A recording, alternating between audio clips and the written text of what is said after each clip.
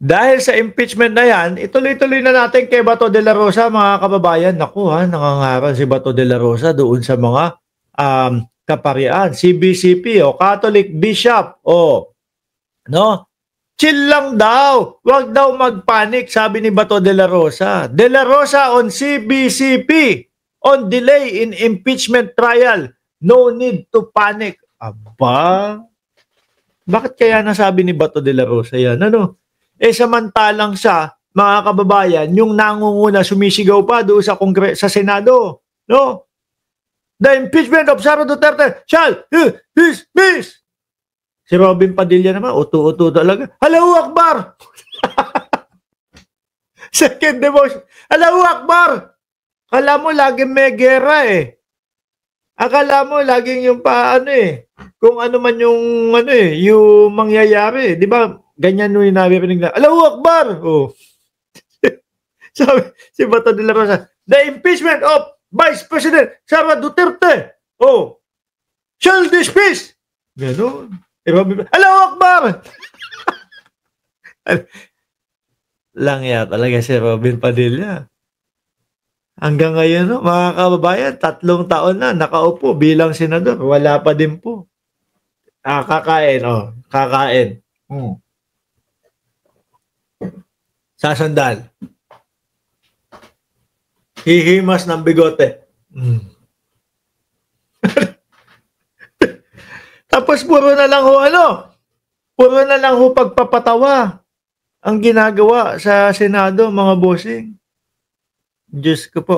Anyway, bumalik na tayo kay Bato de la Rosa. Manila, Philippines, Senator Ronald Bato de la Rosa assuaged on Wednesday the concern raised by the Catholic Bishop Conference of the Philippines. Naku, lagot ka kay Cheese. Si Cheese, tingnan mo ba to? Hindi sinasagot yung mga yan. Di ba? Si Cheese hindi sinagot yung CBCP. Si Cheese hindi sinagot. Wala tayong narinig. Kung meron man po kayong narinig na sumagot si Cheese doon sa mga malalaking mga universidad, paki-inform po kami. Pero wala akong narinig na sagot ni Cheese Escudero doon sa malalaking universidad, pati dito sa CBCP. Paano po? Mahihirapan siya no? Pag gumaba pa ang diskusyonan, ibabala lang sa kanya ng ibabala, ipaliwanag mo, ano yung fourth with? Bakit hindi nyo sinunod yung fourth with? etc. etc. Nakasulat sa konstitusyon, fourth with, ba't hindi sinunod? Papaulit-ulitin lang ho yun, mga kababayan. Kaya, hindi sinasagot. Eto si Bato, pumatol. Manila, Philippines, Senator Bato de la Rosa, assuage, nabasa ko na yan, no? Over the alleged delay of the impeachment proceeding against Vice President Sara Duterte. Are they concerned? Why are they concerned? What are they concerned about? Are they concerned because it was delayed? Lahat kami. Buong Pilipino. No?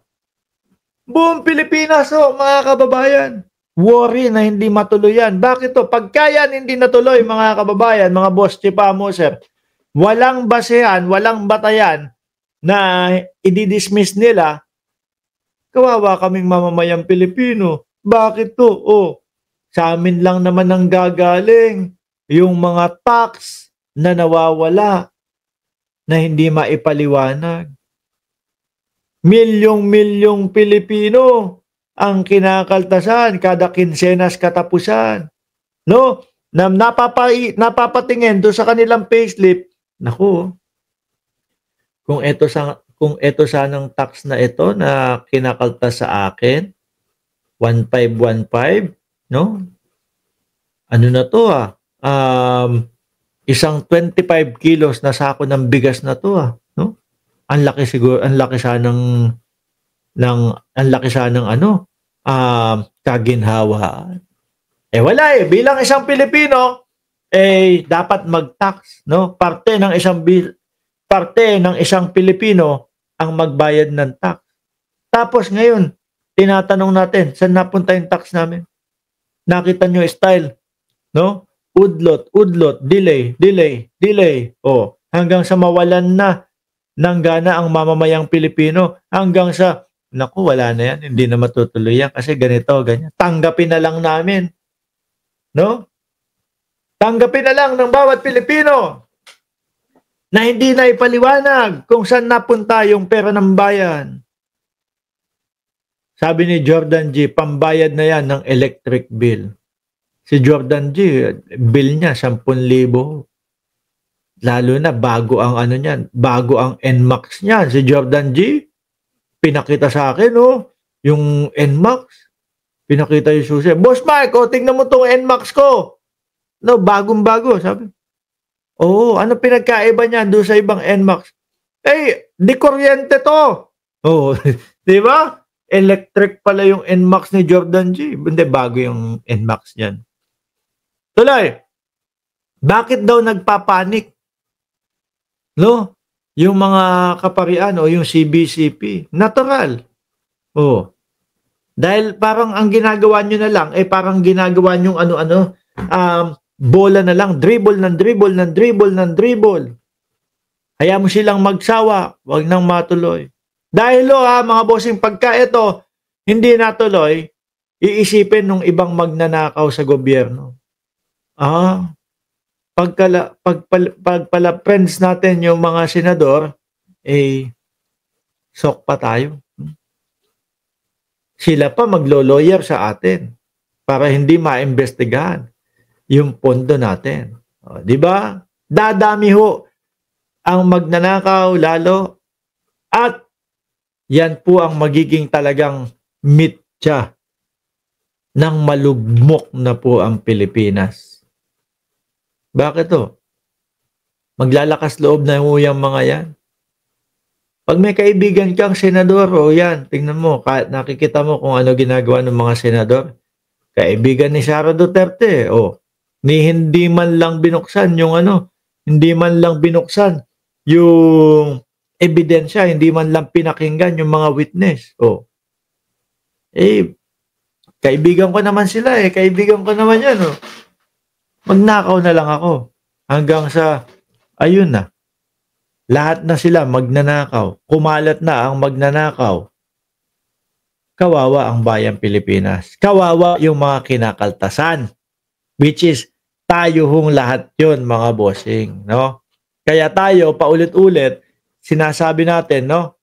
Karapatan nating marinig, matuloy yung impeachment. Sabi ni Bato, there's no cause for panic.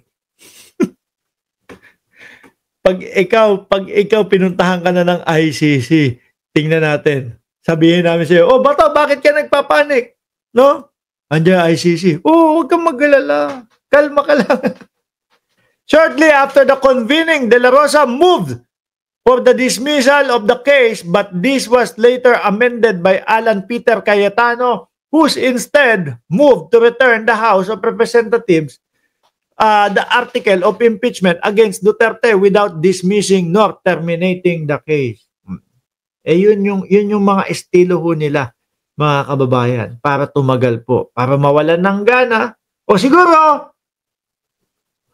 yan yung estilo ho nila para naman makapag-isip ng maayos yung 16 na lawyer ni Sara Duterte. Kasi dismiss lang po ang alam Di ba? Biruin mo, babayad ka, 16 na lawyer. Milyon-milyon kada isa. Tapos ang pambala lang sa iyo, dismiss. Tapos hindi pa nalinaw na na hindi ka magnanakaw. Kawawa. Di ba? Kawawa pag ganun sabi ko nga sa inyo, hindi ako papayag ng ganun-ganun lang. Dismiss! Laki-laki ng bayad ko sa inyo. Dapat, linisin nyo. Pati yung pangalan ko. In returning the case, the Senate Impeachment Court also directed the House of the 19th Congress to certify that it did not violate the 1-year ban on filing impeachment complaint.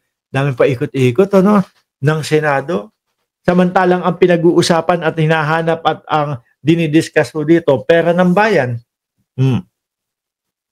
Tsaka yung yung bribery, kung saan ba, nagagamit ba ng maayos yung pera ng bayan? baka mga kinakabog ang dibdib. No? Baka pagka nasa gitna na si Inday Sara Duterte, biglang alam nyo naman si Vice Presidente, bigla na lang nagagalit yan. Baka sabi, ikaw! Ang tigas naman ng mukha mo, litisin ako. Tapos sinabi, samantalang yung pondo mo, di ba ganito, ganyan ginawa mo. Oh, baka yun ang kinatatakot ho nila, mga bossing.